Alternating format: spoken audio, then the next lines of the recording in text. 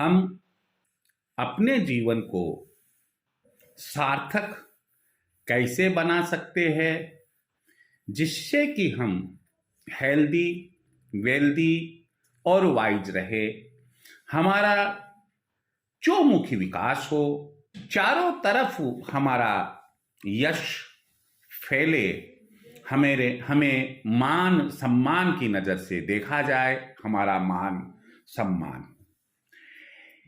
यह तभी संभव है जबकि हमारा इस प्रकार का व्यक्तित्व है, हमारे इस प्रकार के कार्य है, हम अपने कर्तव्यों को किस तरीके से पूरा करते हैं, ये सब बातें इसी पर निर्भर करती हैं। आज मैं आपके साथ में शेयर करना चाहूँगा कि हम अपने जीवन को सार्थक, यशस्वी, हेल्दी, वेल्दी, वाइज कैसे बना सकते हैं। इसके लिए यदि हम कुछ बिंदुओं को ध्यान में रख ले, अपने जीवन में अपना ले, तो मैं समझता हूँ कि हम अपने जीवन को हेल्दी, वेल्दी और वाइज बना सकते हैं और समाज में मान सम्मान, प्रतिष्ठा प्राप्त कर सकते हैं।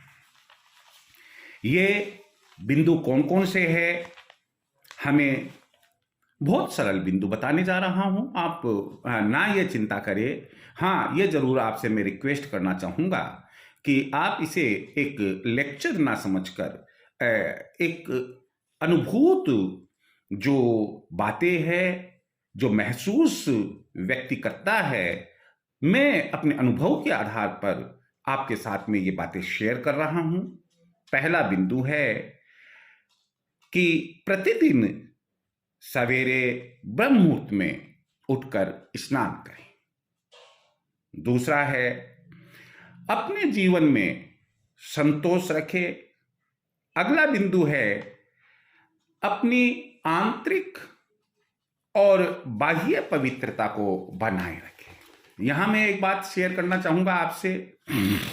बाह्य पवित्रता तो हम अच्छा साबुन, अच्छा पानी ये लेकर रख सकते हैं, लेकिन जो आंतरिक पवित्रता है उसको बनाए रखना एक मनुष्य के लिए इस कलयुग में बड़ा ही मुश्किल कार्य होता है। लेकिन फिर भी मैं आपको यही कहना चाहूँगा कि जिस भी इष्ट देवता को आप मानते हैं, प्रातः और सायं जो आप पूजा आराधना प्रार्थना करते हैं, आप उस समय अपने इष्ट से कहे कि हे मालिक, मुझे एक ऐसी शक्ति प्रदान करे कि जिससे कि मैं अपने मन, वचन और कर्म से किसी के प्रति भी हिंसा ना रखूं। यदि हम इस प्रकार की प्रार्थना करते हैं तो भगवान हमारी जरूर सुनेगा और हमारी आंतरिक पवित्रता बनी रहेगी। अगला बिंदु है कम से कम 2 समय आप संध्या उपासना अवश्य करें। संध्या को, आरती और जो भी आप जिस भी धर्म को मानने वाले हैं, प्रभु की प्रार्थना करें, आरती करें। हमेशा ध्यान रखें, पानी और दूध को खूब अच्छी तरह से छानकर और यदि उनमें कोई तिनका विनका है हटाकर, और उसके बाद में ही आप उसका उपभोग करें। बिना छाने पानी ना पिए, बिना छाने दूध भी ना ग्रहण करें। अपनी वाणी पर संयम रखना सीखें। जो भी हम किसी से बोले वो सोच विचार कर हमें बोलना चाहिए। हमें अपने जीवन में कभी चोरी का रास्ता नहीं अपनाना चाहिए, झूठ नहीं बोलना चाहिए, किसी की निंदा नहीं करनी चाहिए, किसी तरह के वाद विवाद में नहीं पड़ना चाहिए। कईयों की आजकल एक आदत सी बनी हुई है, कहीं 2 जने खड़े हैं, आपस में कुछ विचार विमर्श कर रहे हैं, और डिस्कशन चल रहा है, आप भी खड़े हो गए और अनावश्यक रूप से फटे में पांव फंसाया और एक वहां पर विवाद का विषय उत्पन्न हो गया।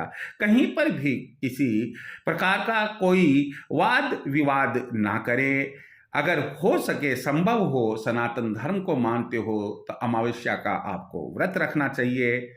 हमें हमारे आसपास जो हरियाली है उसे बनाए रखने के लिए हमें ये मानते हुए कि इन वनस्पतियों में भी जीव होता है, हरे वृक्षों को कभी काटना नहीं चाहिए। तंबाकू का सेवन नहीं करना चाहिए, नशीले अन्य किसी पदार्थ का सेवन भी हमें नहीं करना चाहिए। जहां तक हो सके हमें नीले वस्त्र कम से कम धारण करने चाहिए, और अगर हो सके तो नीले वस्त्र पहनना ही नहीं चाहिए। अब मैं बहुत ही महत्वपूर्ण इंपॉर्टेंट पॉइंट्स बताने जा रहा हूं। पहला है, अनुशासन में अपने आप को रखे, क्यों कि जो डिसिप्लिन में है उसी के साथ में जीवन है। दूसरा, धैर्य पूंजी होती है यह, विद्वान पुरुष कहते हैं हमें कभी भी किसी भी परिस्थिति में पेशेंस यानी कि धैर्य नहीं खोना चाहिए, अर्थात धैर्य रखना चाहिए। हमें कभी भी आलस को आमंत्रित नहीं करना चाहिए, हमें एकदम चुस्त दुरुस्त रहना चाहिए, आलसी नहीं होना चाहिए।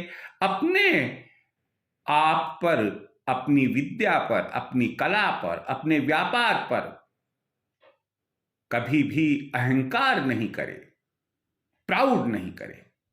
हमेशा अहिंसावादी विचार आपको रखना है।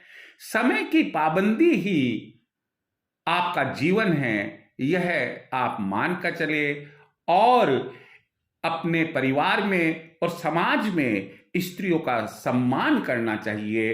अगर हम इन बिंदुओं में से कुछ या अधिकांश बिंदुओं को अपने जीवन में अपना लेते हैं तो आप मानकर चलना कि हमें जो मनुष्य जीवन मिला है यह एक सार्थक जीवन है। हमने अपने जीवन को सार्थक बनाया है और इसी से हम स्वस्थ रहेंगे, चरित्रवान बनेंगे, विद्यावान बनेंगे। इसी के साथ जय श्री कृष्ण।